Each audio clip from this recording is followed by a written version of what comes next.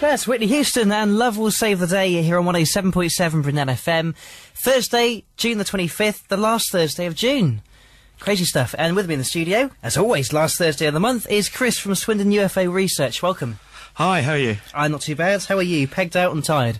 Very, very tired. I can't believe actually it's the end of the month again. It just seems to come around so quickly. It does, doesn't it? Yeah, it's been an interesting day. We've been at Avebury all day filming for the Weirdo 9 event that we're putting on in August. Yeah. So it's been really good fun. Met Dr. David Clarke, who's really well-known ufologist in the UK, was the man principally, I suppose, behind the release of the MOD UFO files. Yeah. With another team, you know, there were a few of them.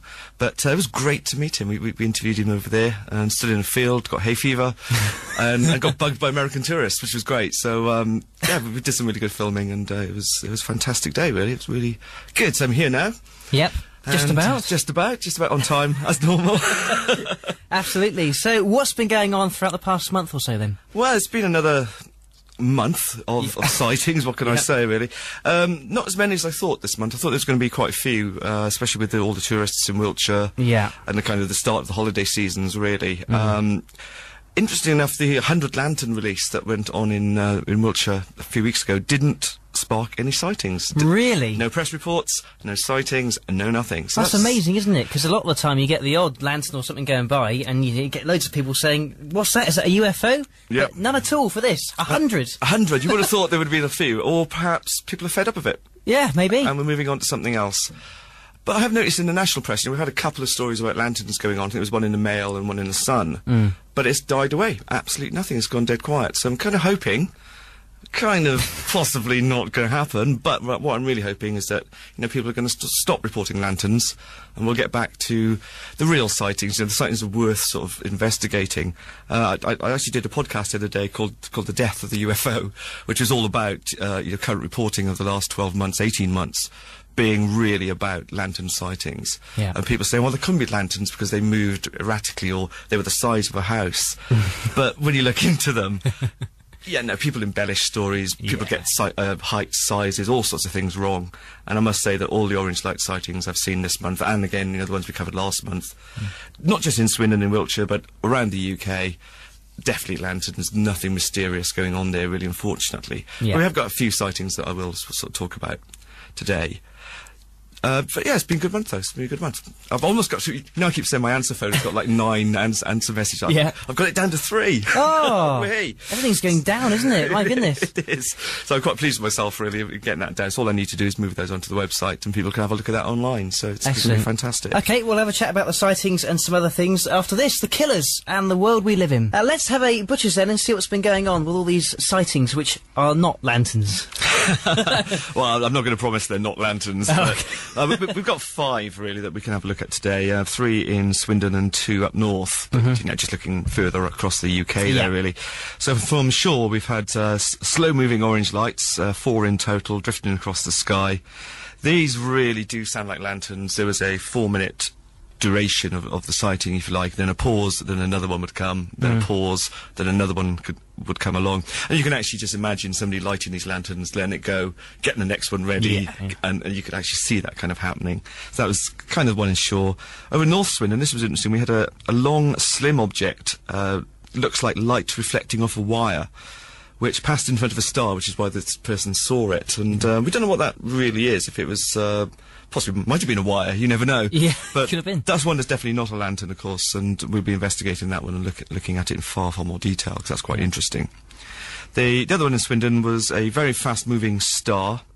Took 2 seconds to traverse the sky, so that's quite moving at some rate of knots, really. So it's from one horizon to the next horizon in under 2 seconds, which sounds like a meteor, let's be honest. Yeah. But, you know, it was different to have more than an orange light flying across the sky. It was really quite good. Yeah, of course. What have we got else? We've got in Rochdale. This came in last night, and we've got a silver disc which is photographed on the sky. Now, the guy who took the photo didn't see it at the time that he took the image, but you're looking into Manchester, and there's this little tiny silver disc, and immediately we thought, that's a bird, but when we looked at it closely, it can't be a bird, it's not a bird.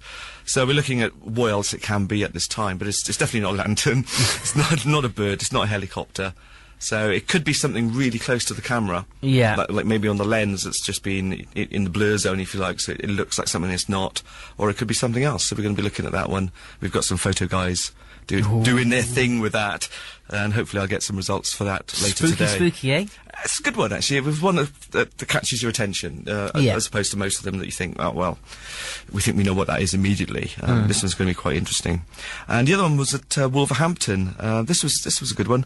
Very fast, and the guy couldn't describe how fast it was to be. He was very enthusiastic about the speed of this thing. Was immense.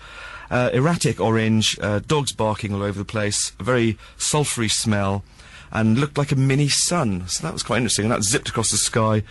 Very erratic, going up and down, left and right, and finally shot off into the distance and disappeared. So again, that's something that we're going to look at. Not a lantern, because that's not lantern behaviour. Yeah. And something that hopefully we'll get to the bottom of shortly. But we don't know. I don't know if we can solve that one, but we'll have a right go. Sounds quite interesting, yeah. I mean, if you get something like that, and something that seems really interesting, how much detail do you go into to find out what it is? As much as is needed. I mean, some of these investigations can go on for months and months. Yeah. There was one last year, it was 3 months from the start of the first sighting to the kind of conclusions that we came to. So it really does depend. I must be honest, and I'll be totally honest with everyone, that, you know, if you're reporting orange lights in a fleet moving across the sky, we don't really nowadays take that much interest. You've got to be careful. You can't just blanket all orange ball sightings as lanterns, because there are occasions when they're not. But 99% of them are going to be a lantern. So we're looking really now for the ones in between those sightings, if you like, so the ones that are not obviously going to be a lantern, and we can invest some serious time and research in, and use the experts that we have, of photo experts, or video experts, and common sense as well. Common sense works quite well in these investigations. And and hopefully pass some of these on to our training investigators we've got, and see what they make of them. And hopefully we'll come up with some answers for those. What we are doing is, just carrying on really quickly, was we're doing two things, actually. We're restarting our lecture series. These are really aimed at the general public, so you've got a passing interest, perhaps. Well, they're aimed at everyone, but we try to get into the public space, basically. We did a couple of good ones last year, and we've got a couple of good ones lined up, possibly post-August, after the conference we're doing. But we've got some good speakers lined up for the next year, so we're going to be putting on one every 2 months. And then every month we're going to be doing some podcasts.